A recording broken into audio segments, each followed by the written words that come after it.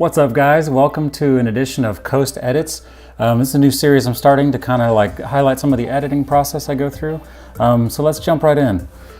So this is the shot we're going to be editing today. It's more of a beauty shot. I did an awesome shoot with the model's name is Annalay Grace. I'll put a link to her Instagram in the description. Man, we had such a great time on this shoot. We actually had a makeup artist kind of donate her time to collab and kind of like help out with the shoot. So that was really exciting. That was the first time I'd ever collabed with a makeup artist. So this is, we wanted to highlight some of her work that for the makeup artist, she was nice enough to donate that time. So we wanted to go ahead and give back to her a little bit and get a really great shot of the makeup. So yeah, we're going to jump right in here. This is Capture One Pro. I believe this is version 10. And this is what I use to do my initial round of edits. Basically recover highlights, bring up shadows, do all the main things that really you need to do in the raw file as opposed to a JPEG or once you get into Photoshop. I like to do all the, any kind of dynamic range oriented stuff like shadows and highlights and that kind of stuff. I like doing all of that in Capture One. So this is the before shot. What we're going to do is we'll go ahead and duplicate this.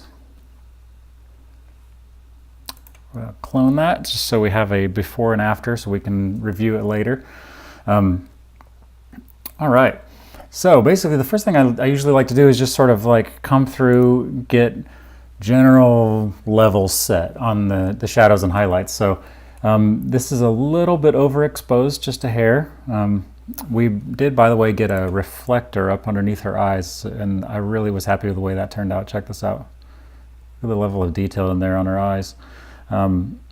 So that will be great for highlighting the makeup and kind of some of these details. All right, so what we're going to probably start off bringing and I haven't edited this photo yet, by the way, so this is all sort of on the fly. I hope it turns out well. We're going to bring that exposure down just a little bit, get her skin tone looking a little bit closer to what, I have this ring light going too, so I hope that doesn't throw off my editing. I'll get all done and be like, yay, and everybody else will be like, that looks horrific, so that would be great. Okay, so we're going to bring down some of her highlights just a bit here. Shadows, I think we're in good shape here. I almost always add some clarity. It's kind of like honestly not sure what it is, but it looks nice. It's a little bit of a sharpener without giving you those weird sharpened edges like the little white. Sometimes when you over sharpen things, they give you these little white jaggeds. This doesn't do that, so that's kind of nice. Just bring that clarity up a little bit. I over the years have seen a lot of people are like, oh, I'll just use presets.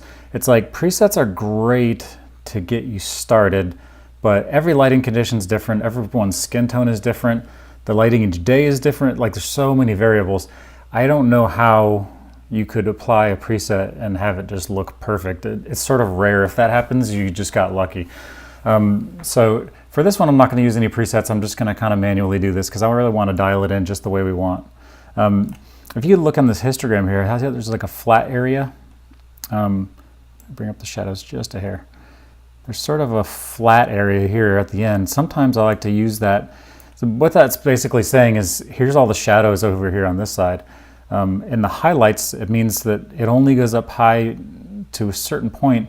In the whites, in the like brighter ends, there isn't a whole lot in that range. So as you can see, this has a little bit of a red tint to it, and you can see the red here. I think histograms freak people out a little bit. They're like, I don't know what that does. It looks cool, but if you learn how to read it a little bit, at least enough to be functional, it's really helpful.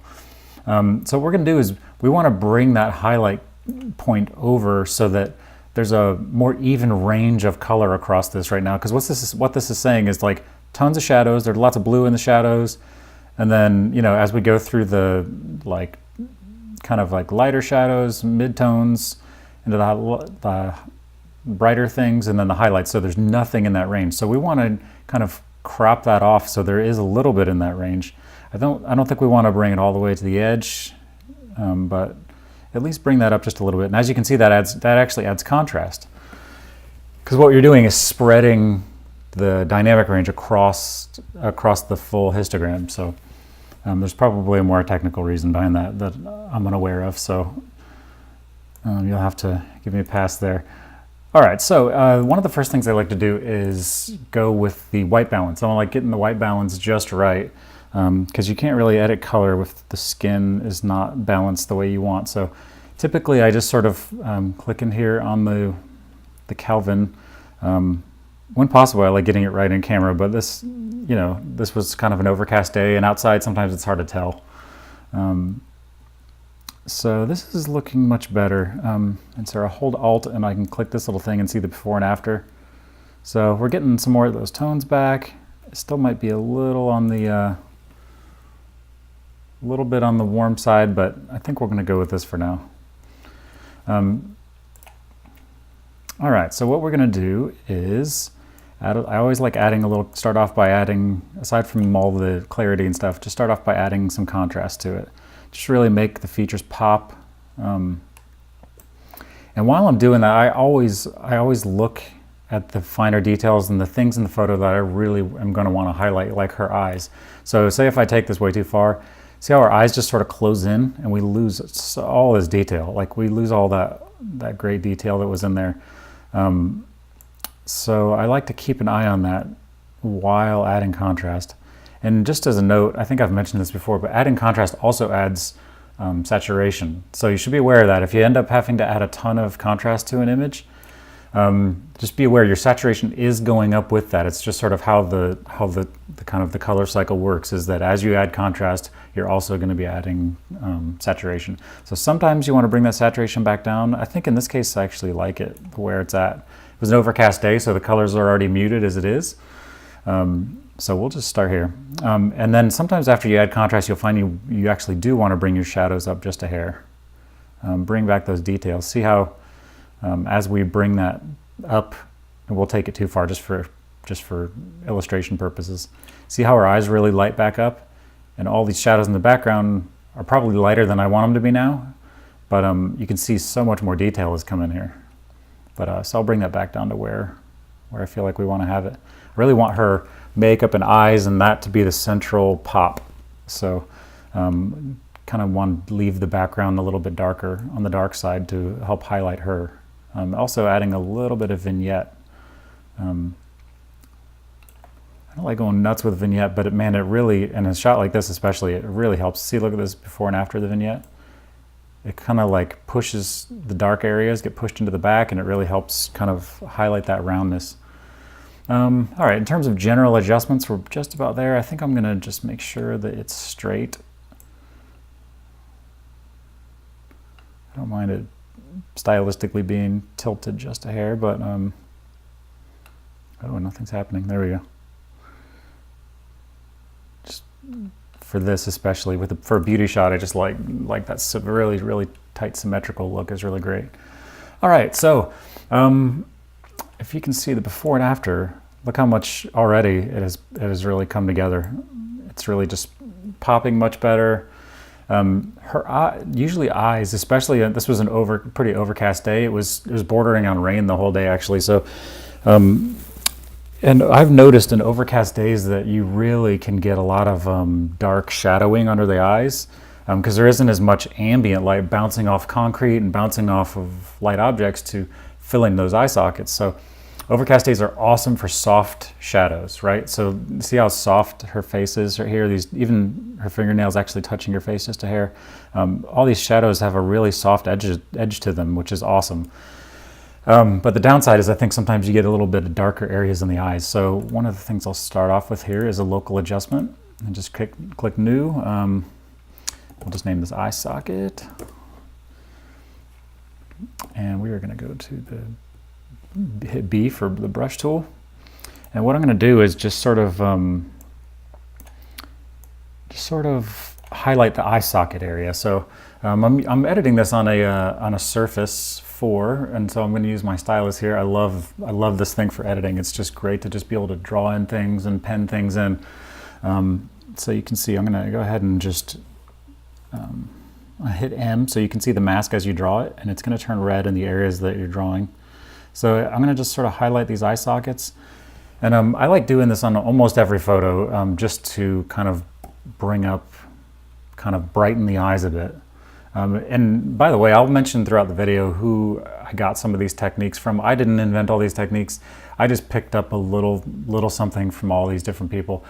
This one in particular, I picked up from Danny Diamond. Oh man, best editing ever. Like, I love his editing. I want to be him when I grow up, even though I could be about the same age. But so he basically does that same thing, but he basically, once he does that, he sort of pulls up these shadows a bit. And so see, hopefully you're watching her eyes as I'm doing this. If not, just rewind it. And I'll show you on and off. So check this out. Okay, so that's probably about nice. So this is with that edit I just did, and that's without it. See how it's sort of a subtle difference, and hopefully on the video you can see this. Hopefully it's apparent, but let me zoom in just for you just in case. So this is without it, and this is with it. See, that really brightened that up, didn't it? And we're going to continue to do more to her eyes to even make that pop even more. But so that's a nice first step, just to get those dark, get your eye sockets, eyes are sort of inset into your head, so it's easy to get shadows in there. So we'll just start off by brightening that up. This was also shot at a really shallow, I believe I used a 85mm 1.8 for this. So it's a really shallow depth of field. So there's only going to be a very thin layer that's actually sharp, and the rest will be actually blurry. And as we get up in here in the details, and you can actually see that to be the case, see how her eyes are sharp, lashes are great in here, and then her nose is actually blurry, which can't be more than an inch, inch or so away. But her eyes and lips are super sharp because they're on the same plane, right? And then it just went out of focus because her nose is a little bit closer. All right, so we are, now that we're on our eyes, I'll go ahead and stay there. Also, something that Danny Diamond does that I love, I picked this up from him as well, is since you're highlighting the entire eye, you don't want to, I don't like sharpening just the eye. It typically, early on, I think I did that a lot and it looked weird. So while you have a mask of this entire eye socket area, go ahead and we're going to add a little bit of sharpening to the overall eye. So I think that's what Danny's purpose was in doing that, is because it adds sharpness to this whole area here. And then once you add sharpness to just the eye, it doesn't look quite as weird. And you're also at the same time sharpening the lashes. You're sharpening all the areas that you want the attention to go to, and the sharp areas are going to draw your eye to them more readily. So we'll just add a little bit of sharpening there. I'm going to create a new one and call it eyeballs.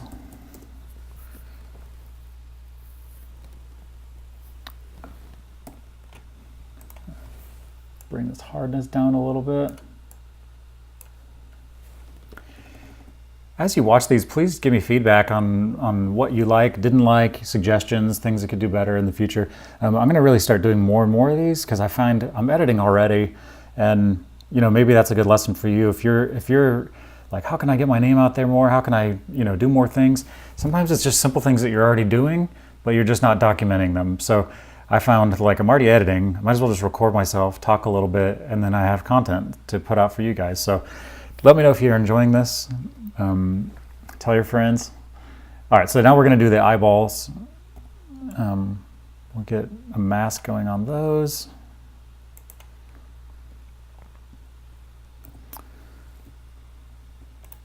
We're going to erase down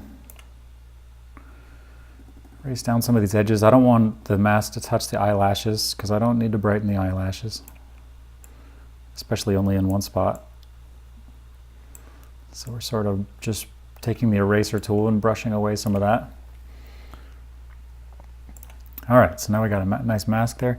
So for eyes, I've tried a bunch of different stuff with this. I find typically it's just really simple. It's just lifting the shadows just a hair. Maybe that's more than a hair. She has brown eyes, so maybe having to lift them just a little bit more to see a difference than normal. And then also kick a little sharpening in there. A lot of times your camera will focus on the eyelashes or near the eye, but not dead on the eyeball itself. So a little bit of sharpening helps out with that. Maybe just a little clarity as well. All right, hopefully you can see what we just did here. So this is before. The computer's just a little hurting. And there's after. So I just brightened them up a little bit. And good. Yeah, I'm pretty happy with that. Yeah, just a hair more. All right, so now let's get in. Now that we've kind of done the main things, let's get into a little bit of color adjustments. First, let's do spot removal. Sorry, jumping around a little bit. So I just wanted to address this a little bit. Like I always feel weird, like wondering, like if I do one of these videos, is somebody going to be mad at me that I highlighted their skin and I'm like sitting there retouching? It's sort of a personal thing, you know what I mean? Like you get your picture taken and then online somebody's showing all the close-up imperfections, and that can be a little bit nuts. But you know what? Like no one's got perfect skin. I've never photographed anyone who I was like, oh, I'm good. You know, certainly having a makeup artist helps a lot. Because they can kind of do their magic to help kind of hide some of these things, but everyone's got flaws in their skin. There's no really getting around that. So it's nothing to be worried about if, you know, especially if you're Anna, your skin is great. But what we're gonna do is go in here and kind of take the spot removal. I always kind of look at things on the skin and say, do I want to keep that or not? Because some things are kind of adding character, and some things you have to make decisions on. Should I remove this, or is this just sort of part of their look? This one I really want to bring all the attention to the makeup itself. So I'm going to remove anything that's distracting. So we'll go with distracting so that we don't offend anyone's facial features. Yeah, and the rest of these, like the freckles and stuff, I'm actually fine with those. I think I'm just going to leave those. All right, so now we're going to get into just a little bit of color. Just for the drama, sometimes there's this shadow point right here that you can actually pull in just a hair. And when you do that, it's going to actually add just a little more contrast. I don't know if you can tell, like if I take it too far there, you can see what it does. But I'm just bring that into like 2, just add another touch of contrast. Go in the shadows, and I'm gonna add a touch of red in the shadows. And sometimes like adding red and blue, it kind of looks nice. It just kind of gives it a little bit of a purple cast.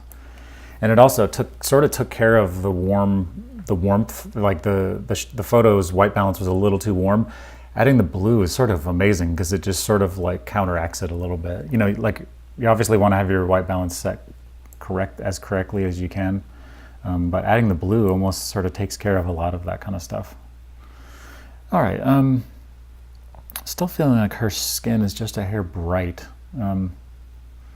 Could just be me, but you know, in some of this we can correct once we get to Photoshop. So this is just the raw editing part of this. We're going to jump on over to Photoshop here in a minute. But I'm going to just see what happens if I bring the brightness down just a little bit and see.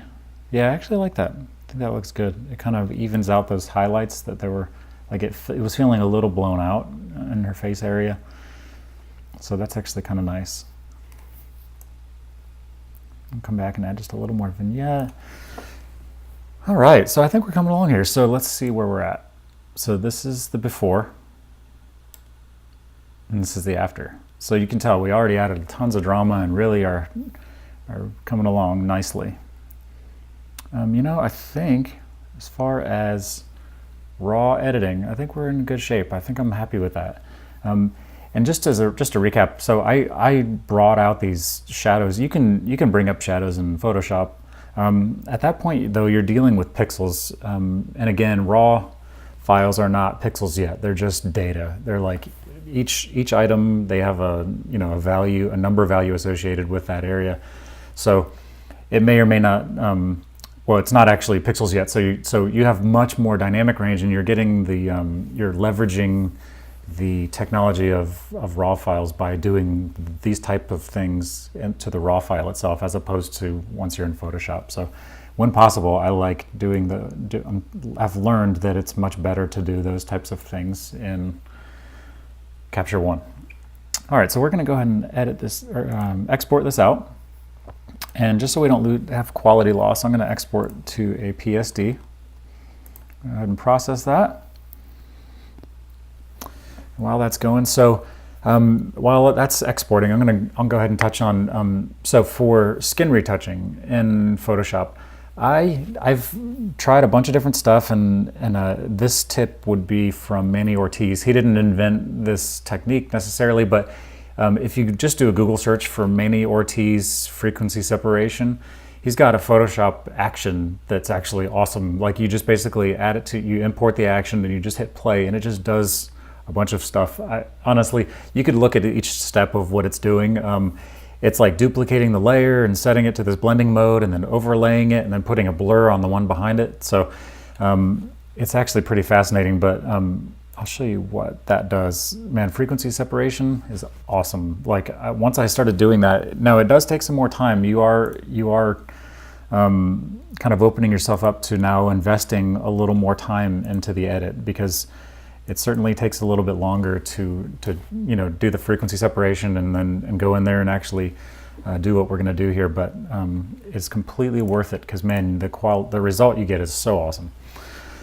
All right, so now we are over in Photoshop. I'm going to go ahead and just duplicate the layer immediately. And before I run here's my frequency separation action from Manny. Thank you, Manny, for making this and sending it out.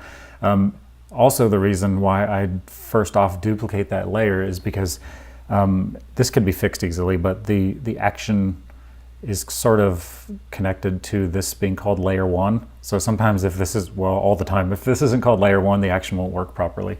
So you always want to keep an eye on that. I just go ahead and duplicate the layer first thing so that I don't have to deal with it. But I'm not going to run that quite yet. Oh, you like that? I got a little thing another tip in there for Danny Diamond coloring. So we'll run that later and see if we end up liking it. All right. So first thing is we're going to push J on the keyboard, and this is going to give you the healing brush tool. For this one, there's a healing brush called Spot Healing Brush Tool, and basically what we're going to do is we're going to zoom way in to an area that no one's going to see. So we're going to do a bunch of work that's going to be unappreciated, and no one's going to even notice that we did it.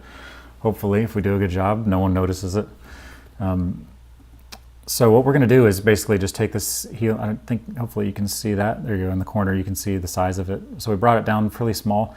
I find getting the size of this pretty small is the best. And so for stuff like this is just a crease where the makeup kind of collected just a bit. We'll zoom out to make sure we got it. And then some of this we're going to take care of when we do just get some of these lines out of there. Some of this we could take care of in the frequency separation too, but sometimes the healing brush tool is kind of nice. It makes it easy, quick and easy.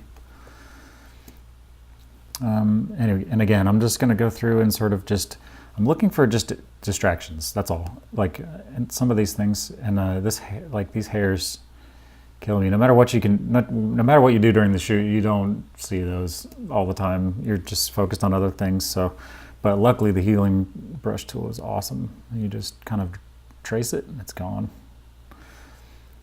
Go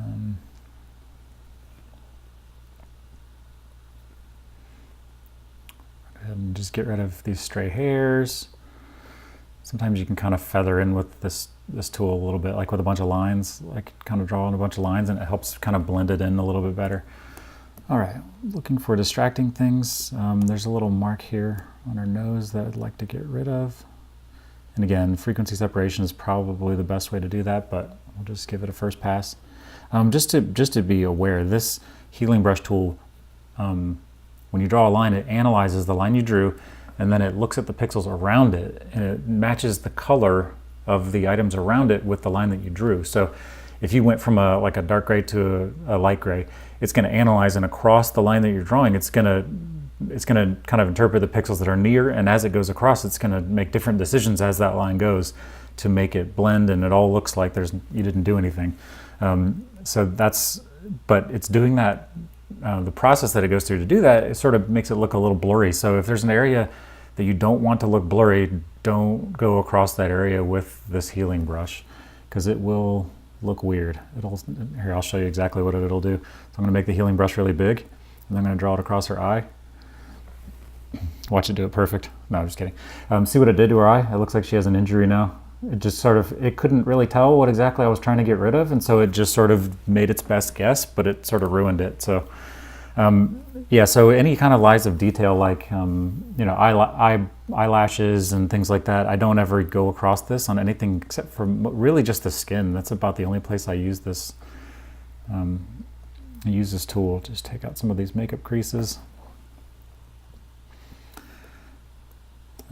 Got a couple of stray hairs up here.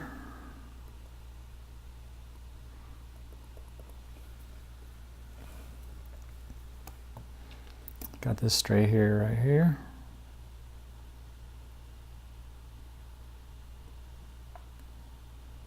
Sometimes it takes a couple of tries to get for it to figure out what you're trying to do.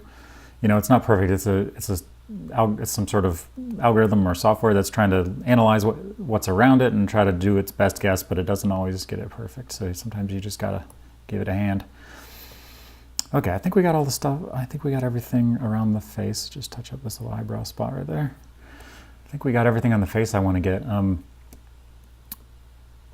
going to go through and do the stray hairs, which is always fun because you don't notice how many stray hairs are on a shot until you start getting rid of them, and then you're like, holy cow, there's a lot. But man, the end result on getting rid of these hairs, it's a little bit painstaking, but the end result of kind of taking this time is it just looks better, man. Like I'll show you when we're done. I'll show you the before and after. It just cleans it up and gets rid of a lot of distractions that you wouldn't, you may not immediately notice, but if you get rid of them, then it's better.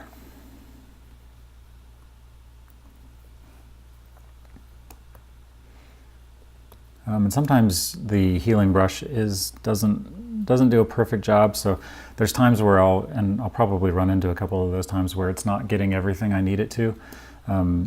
So I'll go in with the rubber stamp tool and sort of let it do its work because it's a little more deliberate. This is sort of analyzing. The rubber stamp tool is just there's not as much analyzation. It just says copy from here to here and get rid of this thing.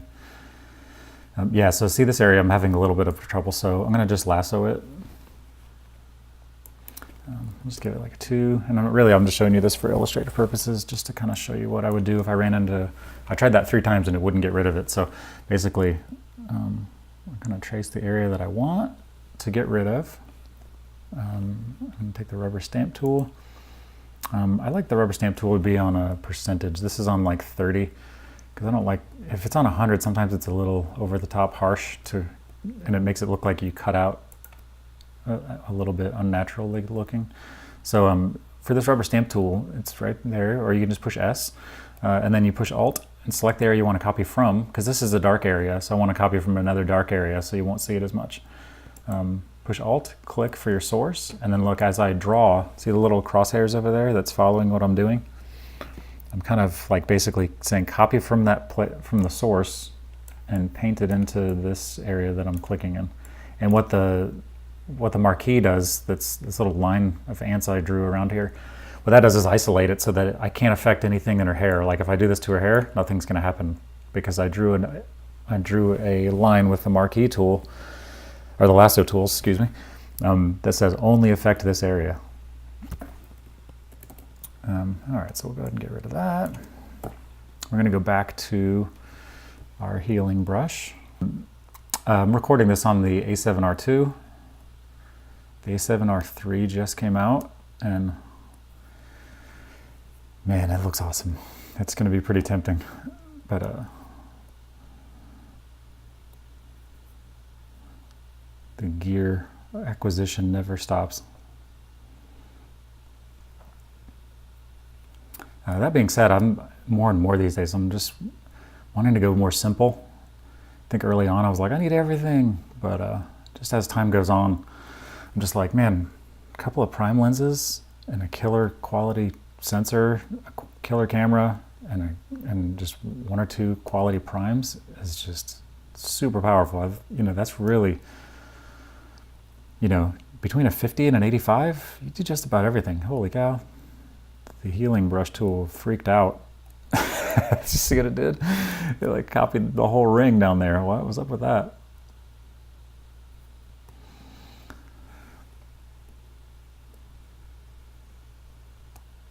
All right. Yeah, this was shot on the, I already mentioned that, the 85mm 1.8, and that's the Sony brand. Okay, so we got most of these hairs. I actually might get this one as well with the lasso tool. Just get all of that in one shot. And push S for the, enlarge my brush a little bit, pick my source, and sort of brush this away because that's a lot. That'd be a lot for the healing brush to try to take care of. Sometimes when I use the lasso tool and you select an area and then you rubber stamp it in, sometimes you can see the outline of what you just highlighted. So in that case, also under J, and you can do Shift J to kind of cycle through these. You watch, it'll sort of go through all the different tools. There's this patch tool. Patch tool is awesome for this kind of stuff because you just sort of like circle it and then just drag to the area that looks like what you want that to look like, and it sort of does the interpretation. So I'll kind of do that in here just a bit to hide the isolation circle that I added when I was rubber stamping that, so you don't see it. So there you go, now you don't see that. And actually this patch tool is super handy, even for skin and lots of stuff. It can be so helpful. Some of these stray hairs I'll go ahead and just to show you, just to kind of demonstrate the tool just a bit, I'll kind of use it for some things. And it's not always perfect, but these tools are kind of here to help you. It tries to interpret what you're attempting to do. So again, that's unfortunate. I'm going to decide if I'm going to fix that or not. That'll be a little bit of work to fix that. But I think for now I'm going to leave that. I may come back later and fix it. That's not really part of retouching. That'll be like image reconstruction. Okay, also in the eyes here, I want to go ahead and, while I'm zoomed in this far, and this is this photo was taken on the A7R II also, but look at the resolution on this thing. That's insane, 50 megapixels. So you can see even the veins. You can tell she wears contacts too, so that's kind of interesting, I think. Hopefully that's right. If not, I'm going to get some hate mail. I'm going to go ahead and try to get rid of these veins. And I'm using the patch tool right now, so you're just kind of circling. You got to be careful around the eye because it'll if it thinks that you're trying to copy from the wrong space, it can look weird. I might run into a spot where it does what I'm describing, but not so far. It's looking pretty good so far. And I don't need to get rid of them all completely. I don't need to make the eyeball completely white. That would look bizarre. But just kind of get rid of the large veins.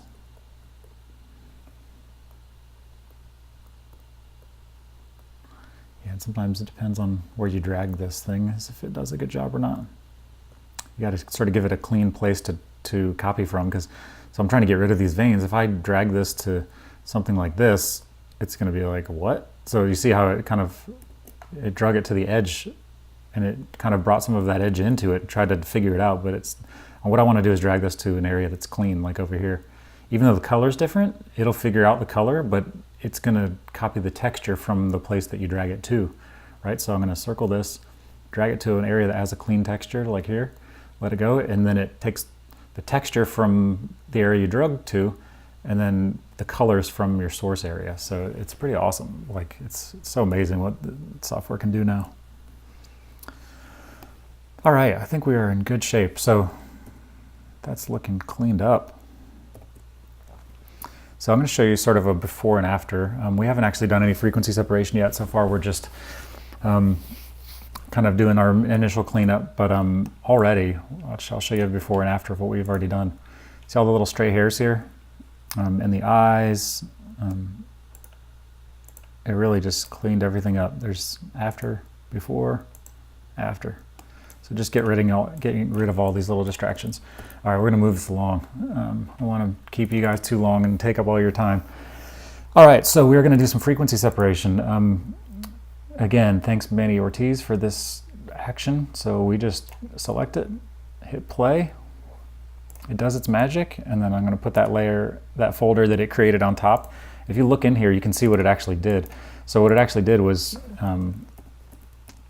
it creates a blurred layer. See, this is sort of a blurred layer that is labeled color, and then there's another layer on top of it just called texture. And I don't know if you can see that, but you can, it sort of contains all the, like a texture map. And then the overlay mode is set to linear light so that it texturizes the blur version. So we put those together and you have the same photo.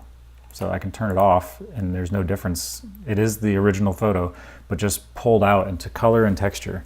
So now that's super useful because we can airbrush the skin without affecting the texture and making it look like blurring the skin. And yeah, don't blur skin in portraits. It looks completely unnatural to me. But speaking of blurring, it does blur it, but when on a really close-up shot, sometimes you want to blur it just a slight more because this is such a close-up shot. But this is a different purpose of blurring it than what I was just mentioning. I was talking about straight up just blurring the skin. We're only blurring the color area of the skin just a little bit more. See, if we turn on our texture, we still have that. So, all right. So what we're going to do is right now we're going to use the once again we're going to do the healing brush tool, not the spot healing, just the straight up healing brush. We're going to get a pretty good size. We are looking for areas of inconsistent color, right? So splotchiness, any kind of, see right here, there's just a little bit, and you really, it'll take a little practice to look for what you're looking for, because at first you're like, it all looks good to me, until you're done with this, and then you'll see how much of an improvement it is. So there's a little bit inconsistent coloring here. Usually on the chin, there almost always is. Right in here and here, just a little bit of inconsistency in color. On the forehead, there's a little bit of a line right here. We'll take care of that. And then right in here, there's some inconsistent colors. Some of these are introduced by the addition of the contrast. Honestly, just adding that much contrast to a photo is going to bring out some of these things even more. So in person, you might not even see these. But in the photo, when you add that much contrast, it's going to like make those areas pop. So now we're just kind of playing cleanup on that stuff. All right, so we are on the healing tool. So what you're going to want to do is the same way as the rubber stamp tool. You're basically just going to hit Alt and grab a kind of a source area. Bring the size of this down just a little bit, and then each time you click, it's trying to figure out it's evening out the texture of what it thinks that you're of the source. I don't know exactly what this is doing, but I just know that it kind of blends in the textures of the things around it. It doesn't just straight up blur it. It's kind of interpreting. There's probably things out there you could read about how and what exactly this is doing, but I know that it works really well if you just do it. So just do it. All right, so what we're doing is just looking for inconsistencies right here. See how there's a little bit of dark spot here? You really have to get out your critical hat on this. Do you have a critical hat? That's weird. All right, so we're just going to go through and we're looking for color inconsistencies again. I'm just repeating that again because right now you're not looking for texture necessarily. There's usually texture associated with the color inconsistencies, but mainly you just think color. You're looking for consistent color. I don't know if you can really tell what we're doing yet, but after just hang with me.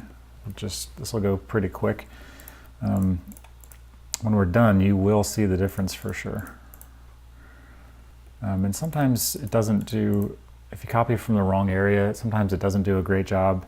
Sometimes you have to undo it and do it again with a different source selection. I'm going to bring a smaller brush and get rid of this little color inconsistency on the nose. I learned this technique is actually from Jessica Colbasi. I'm going to put her link to her YouTube channel. If you don't watch her, you are missing out. She's unbelievable. She admittedly doesn't cover tons of the technical aspects, but man, she's doing something right because her photos are unbelievable.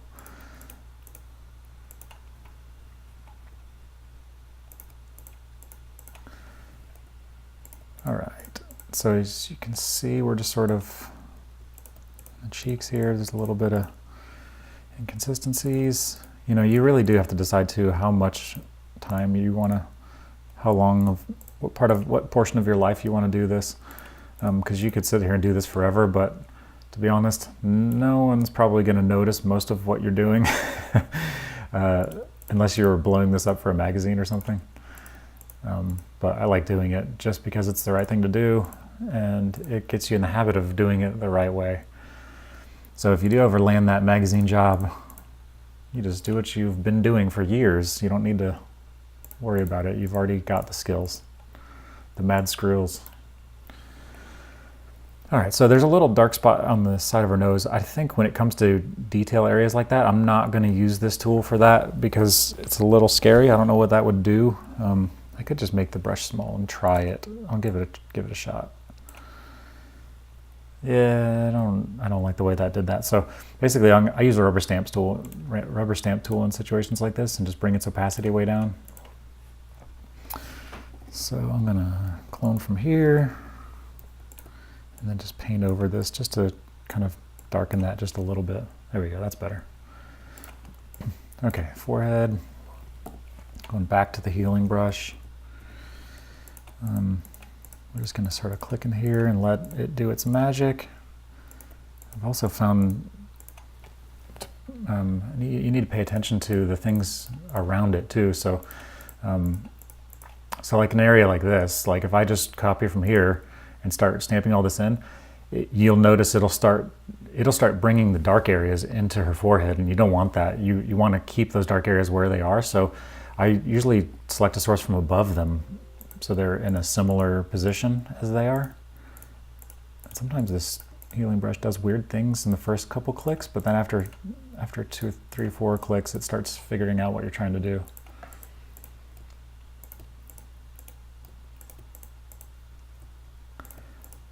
Okay, so it looks like you can watch this and be like, man, it doesn't look like anything's happening. I don't even know what you're doing. Just wait. You just hold your horses. Once you see what this does at the end, it's pretty awesome. Jessica says, click a lot in her video about this.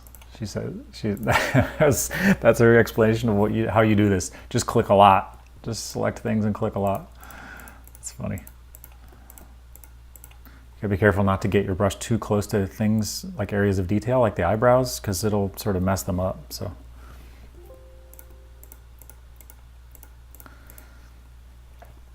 All right, this video is taking forever. I apologize for that.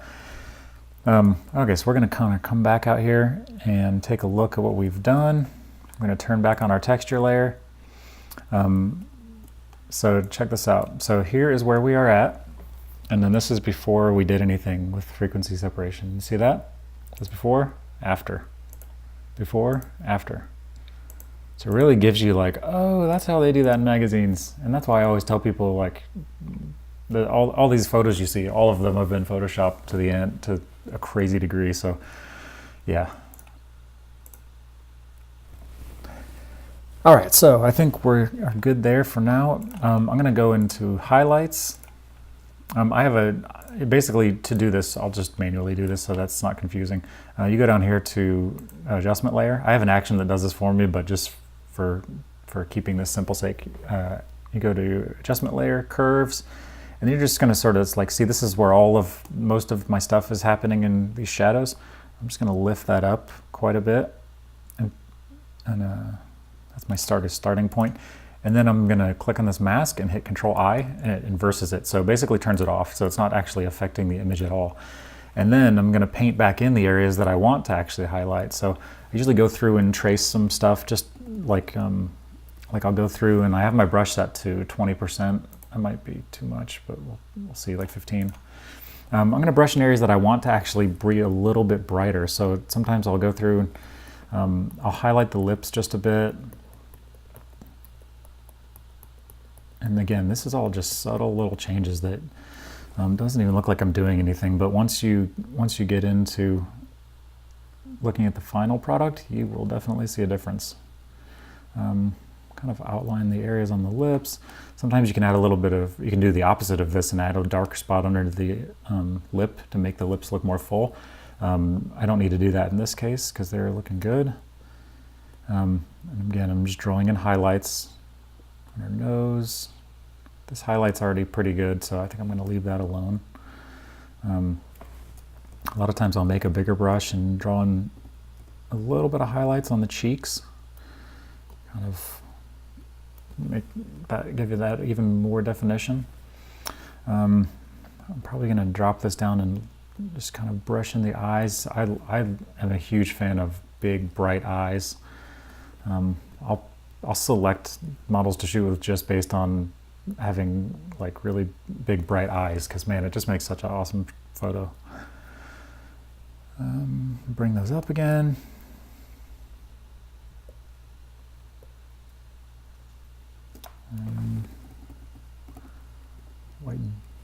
Give a little hint on the teeth. Back up. Usually I also do this same highlighting technique on collarbones and stuff like that. In this case, I don't think we need to do that because you can't see the collarbones. Okay, I probably could do some more frequency separation in here just to get some of these color inconsistencies, and I probably will do that, but for the video's sake, I don't want to hold you guys up any longer. You're probably asleep by now. Wake up. So you can sort of see where we are at here. And just to kind of get the full picture, I'm going to drag all these into a new folder called Edit. So this is what our entire edit consists of. So just since we've come to Photoshop, just since we've gotten into Photoshop, here's what we got. Here's what we're working with. This is before, after. It's crazy, right? It's such a huge difference. It's all these tiny, tiny little changes that collectively add up to a great edit, a great photo.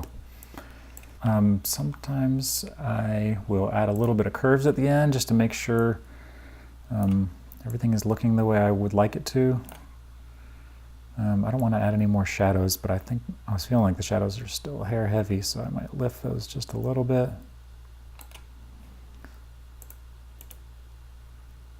Yeah, I think I like that. Actually, just one more thing. Longest video ever.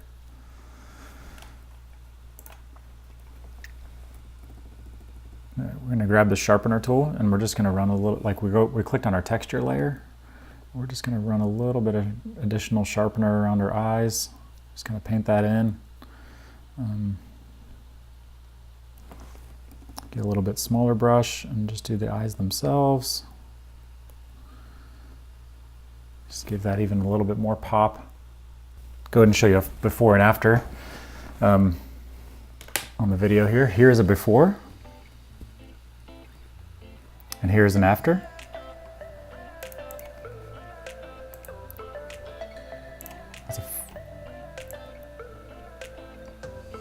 So, great work, guys. Thanks for the help. I think that is going to do it for us. Thank you so much for joining us. I'm just starting this channel, so be sure to like and subscribe and share this with all your friends. If you think someone else that you know is a photographer that might find this helpful, please send it along to them. I would appreciate it. Thanks so much. We'll see you guys next time.